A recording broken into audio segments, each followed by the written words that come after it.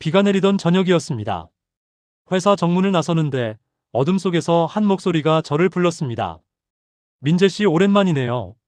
고개를 들었을 때 그곳엔 전처 서연이 서 있었습니다. 그리고 그녀 뒤로 저와 똑같이 생긴 새 아이가 조용히 저를 보고 있었습니다. 저는 숨이 턱 막혀 말했습니다. 저 아이들 뭐야? 서연은 젖은 머리칼을 넘기고 조용히 그러나 또렷하게 말했습니다. 당신 아이예요. 검사해보면 바로 알 거예요.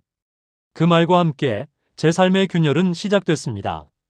저는 아이를 가질 수 없는 사람이었습니다. 병원에서 완전 무정자증이라는 진단을 받았고 그날부터 모든 것이 서서히 무너졌습니다. 6년 전 그날을 저는 지금도 선명하게 기억합니다. 의사는 차갑고 담담한 목소리로 말했습니다. 자연적인 임신은 불가능합니다. 정자가 전혀 생성되지 않고 있습니다. 진단서를 받아든 제 손이 떨렸습니다. 집으로 돌아가는 길, 저는 차 안에서 한참을 멍하니 앉아 있었습니다. 아이를 가질 수 없다. 그 말이 계속 머릿속을 맴돌았습니다. 집에 도착했을 때 서연은 거실에서 TV를 보고 있었습니다. 왜 이렇게 늦었어? 저는 대답 대신 소파에 털썩 앉았습니다. 무슨 일 있어? 표정이 이상해. 서연이 제 옆에 앉으며 물었습니다. 저는 한참을 망설이다 입을 열었습니다. 오늘 병원 갔었어. 병원? 어디 아파? 검사 결과가 나왔는데 말을 이어가기가 너무 어려웠습니다. 나 아이를 못 가져. 무정자증이래. 서연의 얼굴이 굳었습니다. 뭐? 의사가 그러는데 자연적으론 임신이 불가능하대. 침묵이 흘렀습니다. 길고 무거운 침묵이었습니다. 서연은 제 손을 잡았습니다. 괜찮아. 우리 다른 방법을 찾아보면 돼. 하지만 저는 그녀의 손을 뿌리쳤습니다. 다른 방법? 무슨 다른 방법? 제 목소리가 날카로워졌습니다. 난 이제 남자도 아니야. 아이도 못 낳는 인간이라고. 민재 씨, 그런 말 하지 마. 사실이잖아. 저는 소리를 질렀습니다. 그날 밤부터 우리 사이에는 보이지 않는 벽이 생겼습니다. 그 후로 저는 점점 더 폐쇄적으로 변했습니다. 서연이 다가오면 피했고 대화는 점점 줄어들었습니다. 어느 날 밤 서연이 조심스럽게 말했습니다. 민재 씨, 우리 상담 받아볼까? 부부 상담이나 전문가한테. 상담?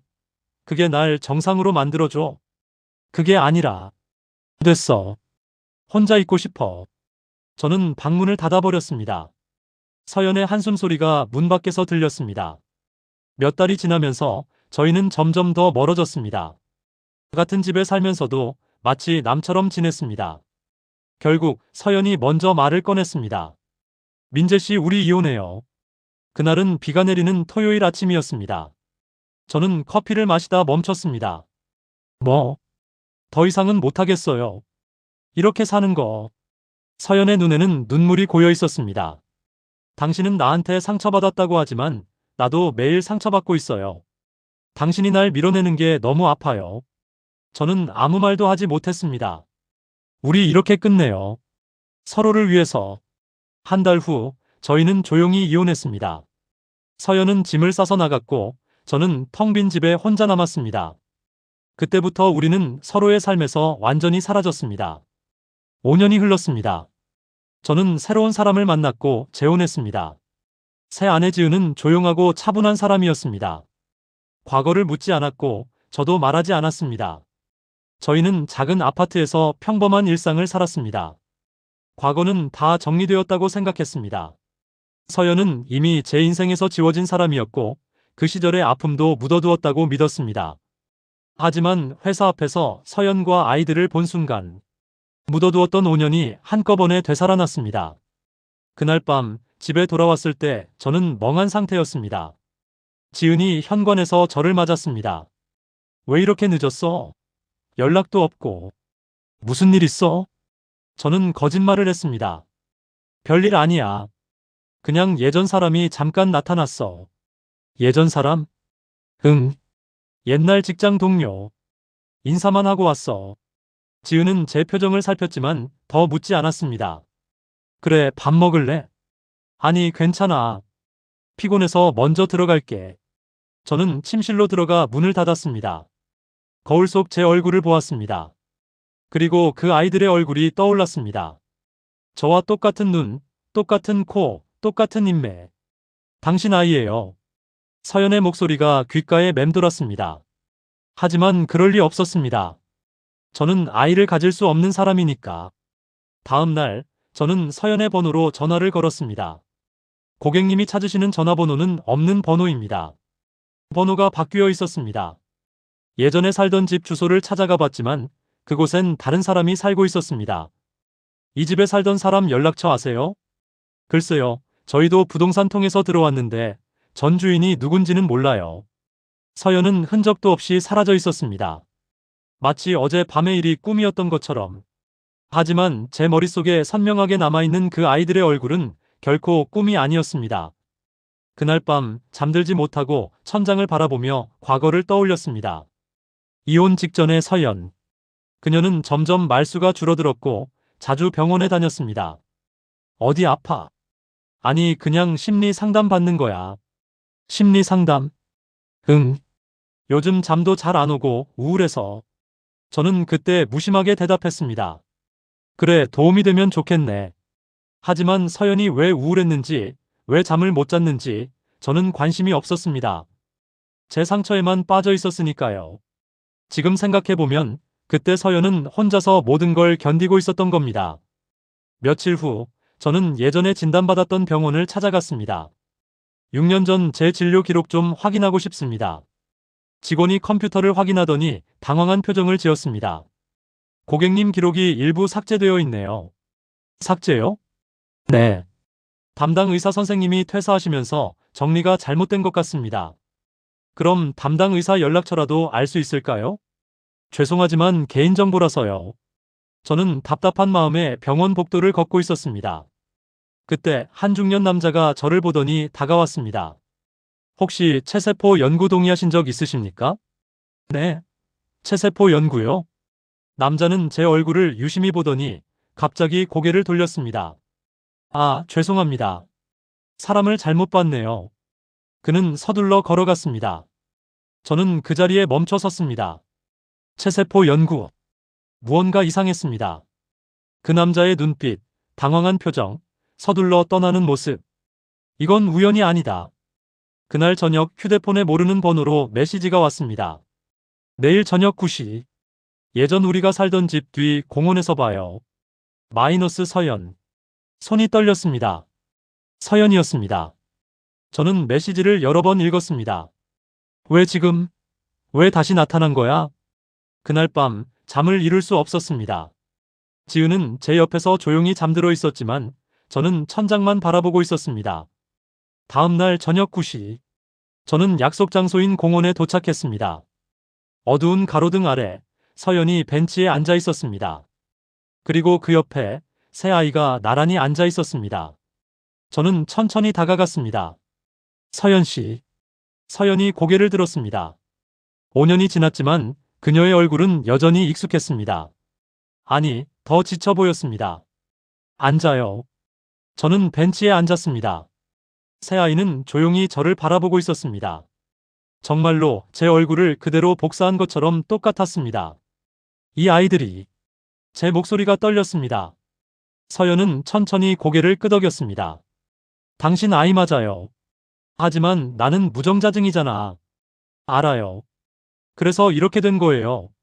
서연은 깊은 숨을 쉬고 입을 열었습니다. 민재 씨 기억해요? 우리 이혼하기 전 내가 병원 다닌 거. 심리 상담 받는다고 했잖아. 그게 거짓말이었어요. 저는 서연을 바라보았습니다. 나는 그때 한 연구소에서 치료를 받고 있었어요. 우울증 치료라고 했어요. 무료로 해준다고 했고 나는 그냥 믿었어요. 치료? 근데 그게 치료가 아니었어요. 서연의 목소리가 떨렸습니다. 그 사람들은 당신의 체세포를 이용한 실험을 하고 있었어요. 뭐? 당신이 건강검진에서 남긴 혈액 샘플. 그걸 가지고 배아를 만들었어요. 저는 숨이 멎는 줄 알았습니다. 그리고 그걸 내 몸에 이식했어요. 나도 모르는 사이에. 말도 안 돼. 난 치료라고 생각했어요. 그게 이런 줄도 모르고 동의서에 사인했어요. 서연이 눈물을 흘렸습니다. 그렇게 이 아이들이 태어났어요. 저는 아이들을 바라보았습니다. 새 아이는 여전히 조용히 저를 보고 있었습니다.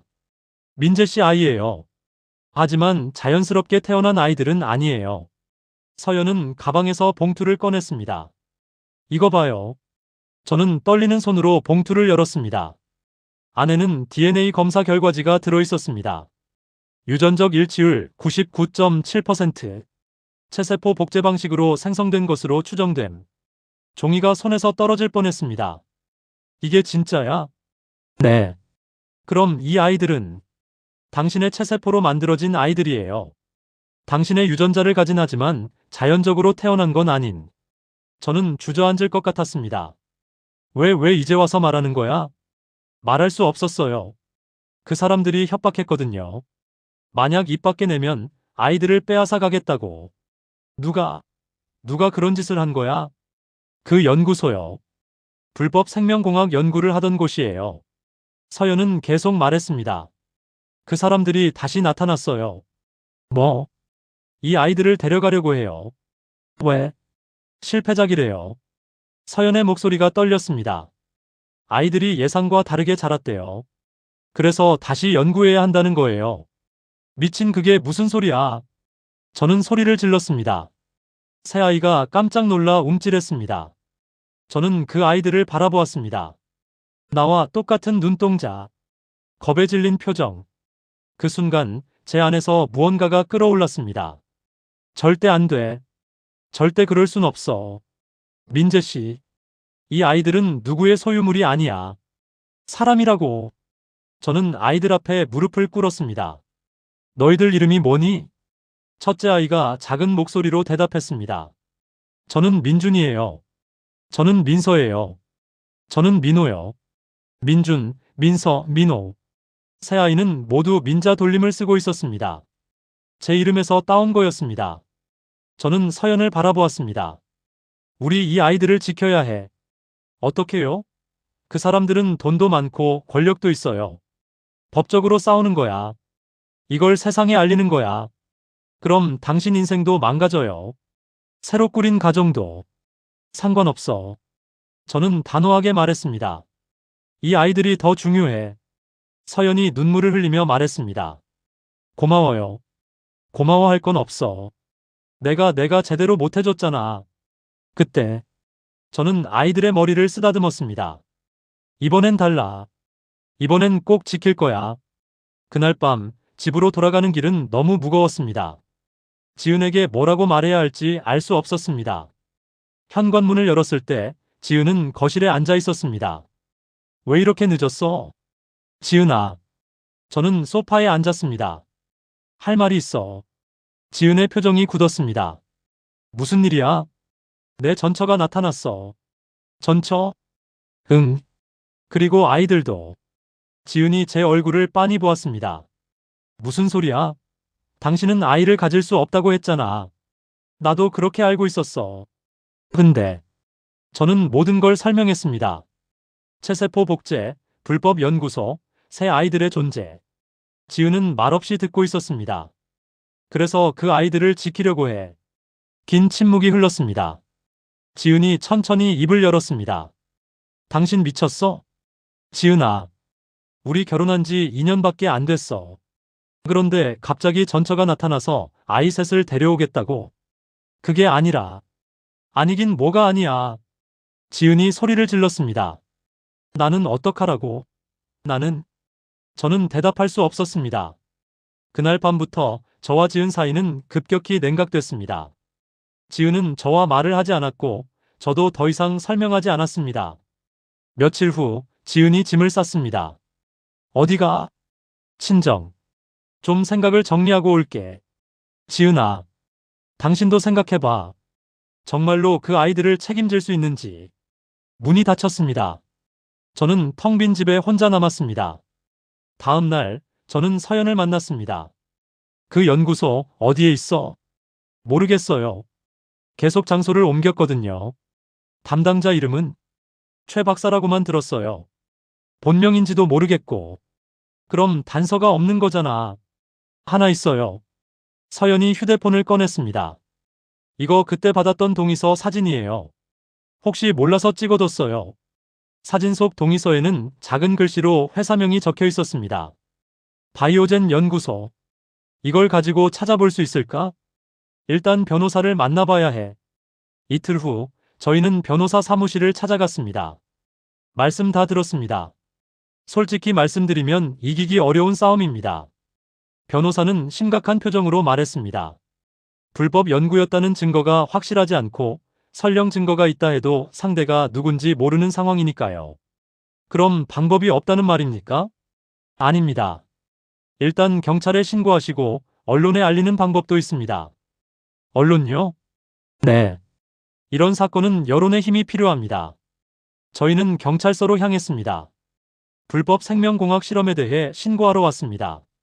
담당 형사는 저희 이야기를 듣더니 고개를 저었습니다. 증거가 부족합니다. 동의서 한 장으로는 DNA 검사 결과도 있습니다. 그것만으로는 불법이라고 단정할 수 없어요. 합법적인 절차로 진행됐을 가능성도 있으니까요. 하지만 본인 동의도 없이 그걸 입증해야죠. 담당 형사는 한숨을 쉬었습니다. 일단 사건 접수는 해드릴 테니 추가 증거를 모아오세요. 그날 저녁 서연에게 전화가 왔습니다. 낯선 번호였습니다. 여보세요? 서연 씨죠? 경찰에 신고하셨던데요. 차가운 남자 목소리였습니다. 누구세요? 누군지는 중요하지 않습니다. 중요한 건 당신이 지금 매우 위험한 선택을 하고 있다는 겁니다. 무슨 소리예요? 아이들을 지키고 싶으시면 조용히 하세요. 더 이상 파헤치지 마세요. 안 돼요. 이 아이들이 다칠 수도 있습니다. 전화가 끊겼습니다. 서연은 떨리는 손으로 저에게 전화를 걸었습니다. 민재 씨 협박 전화가 왔어요. 저희는 즉시 아이들을 안전한 곳으로 옮겼습니다. 서연의 언니 집이었습니다. 언니, 부탁이야. 며칠만. 무슨 일인데? 왜 이렇게 급해? 지금은 설명할 시간이 없어. 나중에 꼭 말할게. 아이들은 불안한 표정으로 저희를 바라보았습니다. 아빠, 우리 어디 가요? 민준이가 물었습니다. 저는 무릎을 꿇고 아이들과 눈을 맞췄습니다. 잠깐만이야. 금방 데리러 올게. 약속해요? 약속해. 다음 날, 저는 옛 병원을 다시 찾아갔습니다. 이번엔 의료기록부를 담당하는 직원을 만났습니다. 6년 전 제 진료 기록이 삭제된 이유를 알고 싶습니다. 고객님, 그건 저희도. 제발요. 이게 정말 중요한 일이에요. 직원은 주변을 살피더니 작은 목소리로 말했습니다.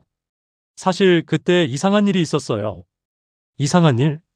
어떤 사람들이 와서 특정 환자들의 기록을 요구했어요. 그리고 돈을 줬죠. 누구였어요? 바이오 회사 사람들이었던 것 같아요. 정확히는 모르겠지만. 바이오젠이요? 직원이 깜짝 놀랐습니다. 어떻게 아세요? 그 회사 주소 알아요? 아니요, 하지만 그때 명함을 하나 주워뒀어요. 혹시 몰라서. 직원은 서랍에서 구겨진 명함을 꺼냈습니다. 바이오젠 연구소 최현우 박사. 그리고 주소가 적혀 있었습니다. 저는 서연과 함께 그 주소로 향했습니다. 낡은 건물 5층이었습니다. 하지만 문은 잠겨 있었고 간판도 없었습니다. 이미 떠난 것 같은데. 서연이 말했습니다. 그때 옆 사무실 문이 열리고 한 남자가 나왔습니다. 혹시 여기 바이오젠 찾으세요? 네. 아세요? 얼마 전에 이사 갔어요. 밤에 몰래 짐 싸서 나가더라고요. 어디로 갔는지 아세요? 글쎄요. 근데 쓰레기통에 서류 몇 개 버려놓고 갔던데. 저희는 건물 뒤편 쓰레기장으로 달려갔습니다. 그곳에서 찢어진 서류들을 발견했습니다. 피험자 목록, 실험 결과 보고서, 그리고 그 안에 서연의 이름이 있었습니다. 저희는 수집한 증거들을 가지고 한 탐사보도 기자를 만났습니다. 이 사건 정말 대단한데요. 기자는 서류들을 꼼꼼히 살펴보았습니다. 하지만 위험할 수도 있어요. 이런 연구소는 보통 뒤에 큰 손들이 있거든요. 그래도 알려야 해요. 이런 일이 다시는 일어나지 않게. 좋습니다. 취재하겠습니다. 일주일 후 기사가 나갔습니다. 불법 생명공학 실험 의혹 체세포 복제 아동 존재 확인. 기사는 순식간에 퍼져나갔습니다. 뉴스는 전국을 뒤흔들었습니다. 충격적인 사건입니다. 한 연구소가 무단으로 체세포를 채취해 복제 실험을 했다는 의혹이 제기됐습니다. 방송이 나가자 여론이 들끓었습니다. 댓글창에는 분노한 사람들의 글이 쏟아졌습니다. 이게 나라냐? 아이들이 실험 대상이라니. 범인들 꼭 잡아야 한다. 경찰도 다시 움직이기 시작했습니다. 재조사에 착수하겠습니다. 며칠 후 뉴스에 속보가 떴습니다. 불법 생명공학 실험 주도자 최현우 검거. 최현우 박사가 공항에서 도주하려다 붙잡혔습니다. 저는 서연과 함께 경찰서로 향했습니다. 조사실 유리창 너머로 최현우가 보였습니다. 차갑고 무표정한 얼굴이었습니다. 저 사람이. 서연의 목소리가 떨렸습니다. 저 사람 때문에 이 모든 일이. 최현우는 결국 모든 것을 자백했습니다. 체세포 복제 기술을 상용화하려 했습니다. 불임 부부들에게 희망을 주려고. 희망이라고요? 사람들 동의도 없이? 형사가 소리쳤습니다. 과학의 발전을 위해서는 희생이 필요합니다. 희생? 그게 사람이라고요. 아이들이에요. 실패작들이었습니다. 유전적 결함이 있었어요. 저는 더 이상 참을 수 없었습니다. 유리창을 두드렸습니다. 들어가게 해주세요. 안 됩니다. 피해자는 저 사람 때문에 제 인생이 망가졌어요. 제발. 형사는 잠시 고민하다 문을 열어줬습니다. 저는 최현우 앞에 섰습니다. 당신이 내 삶을 다 빼앗아간 거야. 최현우는 저를 차갑게 바라보았습니다. 당신은 원래 아이를 가질 수 없었어요. 내가 오히려 기회를 준 거죠. 기회? 저는 주먹을 쥐었습니다. 그게 기회라고. 내 동의도 없이 내 세포를 훔쳐서 아이들을 만들어낸 게. 결과적으로 당신은 아이를 얻었잖아요. 그런 식으로 얻고 싶지 않았어. 저는 소리쳤습니다. 아이들은 물건이 아니야. 실험 대상도 아니고. 석 달 후 재판이 열렸습니다. 법정은 사람들로 가득 찼습니다. 언론도 대거 몰려왔습니다. 피고인 최현우는 생명윤리법 위반, 무단 채취, 인권 침해 등 총 15개 혐의로 기소됐습니다. 검사가 말했습니다. 피고인은 수십 명의 피해자로부터 무단으로 체세포를 채취했고 이를 이용해 불법 복제 실험을 자행했습니다. 최현우의 변호사가 반박했습니다. 피고인은 과학 발전을 위해 헌신한 연구자입니다. 일부 절차상 문제는 있었으나. 일부 문제라고요? 서연이 증인석에 섰습니다. 저는 5년 동안 혼자서 아이 셋을 키웠어요. 누구한테도 말할 수 없었어요. 협박받으면서 두려움 속에서. 그녀의 목소리가 떨렸습니다. 이게 일부 문제예요? 제 인생 전체가 파괴됐는데? 방청석에서 탄식이 흘러나왔습니다. 판사가 망치를 두드렸습니다. 피고인 최현우에게 징역 12년을 선고한다. 또한 피해자들에게 총 10억 원의 배상금을 지급하라. 최현우는 무표정한 얼굴로 판결을 들었습니다. 법정을 나서는 저와 서연을 향해 그가 말했습니다. 후회하게 될 겁니다. 그 아이들은 완전하지 않아요. 저는 그를 노려보았습니다. 완전하든 아니든 내 아이야. 재판이 끝난 후 저는 지은을 다시 만났습니다. 결국 끝까지 간 거네. 미안해. 미안해할 것 없어. 당신 선택이었으니까. 지은은 쓸쓸하게 웃었습니다. 이혼 서류 여기 있어. 저는 서류를 받아들었습니다. 지은아. 괜찮아. 나도 알아. 당신이 이미 선택했다는 거. 행복해. 그녀는 돌아섰습니다. 당신도. 저는 서연 그리고 새 아이와 함께 작은 집에서 살기 시작했습니다. 아침 식탁에 네 사람이 앉았습니다. 아빠, 이거 뭐예요? 민서가 물었습니다. 계란말이야. 맛있어요? 먹어봐. 민서가 한 입 베어 물더니 환하게 웃었습니다. 맛있어요. 그 웃음을 보며 저는 생각했습니다. 이게 가족이구나.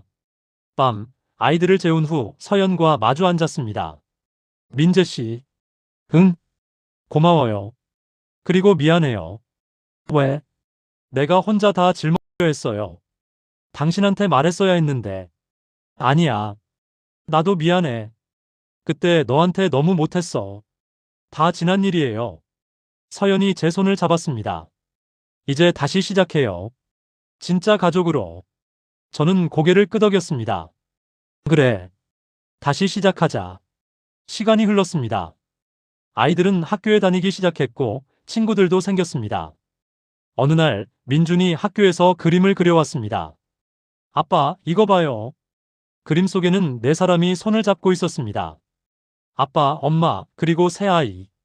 우리 가족이에요. 저는 그 그림을 보며 울컥했습니다.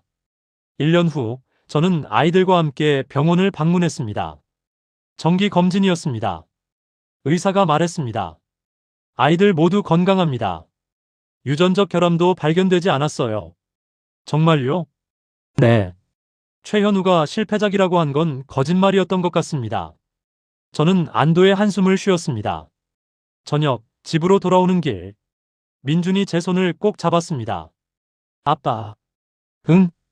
우리 진짜 가족이죠? 당연하지. 학교에서 친구가 그러는데 우리가 이상하대요. 저는 멈춰서서 민준을 바라보았습니다. 민준아. 네? 가족은 피로만 만들어지는 게 아니야. 그럼 뭐로 만들어져요? 마음으로. 서로를 아끼고 지키려는 마음으로. 민준이 환하게 웃었습니다. 그럼 우리는 진짜 가족이네요. 그럼. 밤, 서연이 조용히 말했습니다. 민재 씨, 사실 하나만 더 말할 게 있어요. 뭔데? 나 그때 알고 있었어요. 뭘? 실험 대상이라는 거. 처음엔 몰랐지만 중간에 눈치챘어요. 뭐? 저는 깜짝 놀랐습니다. 그런데 왜 계속 아이를 갖고 싶었어요? 어떤 방법으로든. 서연이 눈물을 흘렸습니다. 당신이 아이 못 갖는다고 그렇게 힘들어하는 걸 보면서 나도 너무 힘들었어요. 서연아, 미안해요. 이기적이었어요. 저는 서연을 꼭 안아주었습니다. 아니야. 고마워. 덕분에 이 아이들을 만날 수 있었잖아. 지금 저는 매일 아침 새 아이를 깨웁니다. 일어나라, 학교 가야지. 5분만요. 안 돼. 늦는다. 아이들이 식탁에 앉아 밥을 먹는 모습을 보면 저는 생각합니다. 태어나는 시작이 어떠했든 가족은 우리가 만들어가는 것이라고. 서연도 옆에 앉아 웃고 있습니다. 오늘 날씨 좋네요. 그러게. 나들이 갈까? 좋아요. 아이들이 환호합니다. 저는 이제 알았습니다. 아빠가 된다는 것의 의미를. 그것은 단순히 피를 나누는 게 아니라 매일 그 아이를 선택하고 지키고 사랑하는 것이라는 걸. 그리고 그 마음이 저를 매일 더 나은 사람으로 만들고 있습니다. 완벽한 시작은 없었지만 우리는 매일 더 완벽한 가족이 되어 갑니다. 누군가는 이 아이들을 실패작이라 불렀지만 저에게 이 아이들은 기적입니다. 늦게 찾아온 하지만 가장 소중한 기적. 그리고 저는 이제 확신합니다. 우리는 진짜 가족이라고.